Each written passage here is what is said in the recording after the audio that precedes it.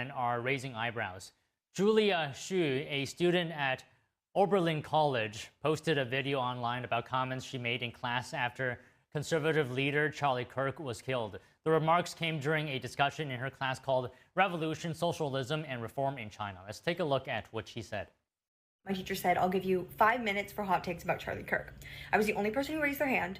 I said, I've been saying we need to bring back political assassinations. I don't feel bad, and I don't think that everyone deserves the right to free speech. I think some people should be afraid to express their opinion in public.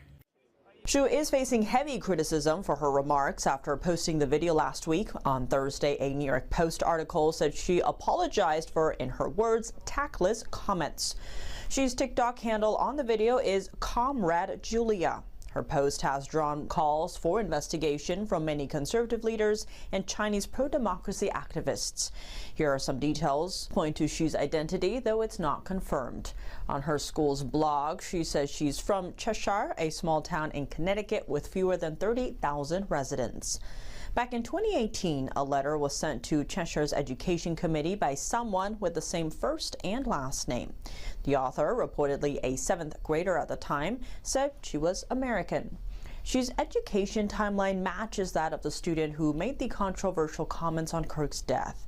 However, NTD has not been able to verify whether they are the same person.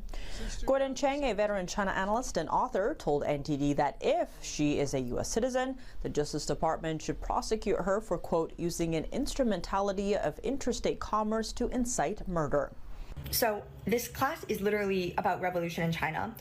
All of our readings for this month have been talking about how violent revolution liberated millions of people, it liberated women, and then our reading for that day was specifically about democratic dictatorship, where Mao writes about, yes, people deserve free speech, but there should not be free speech for reactionaries and imperialists and like capitalists and all these people who are enemies of the revolution, because that would reverse the progress that was made. After the video spread online, she and her school removed many of her works and digital footprints from public view. Screenshots from her blog show the Oberlin student is involved in organizations supporting Free Palestine and radical gender theories. Other Chinese nationals living in the U.S. are also under scrutiny for making inappropriate comments on Kirk's death.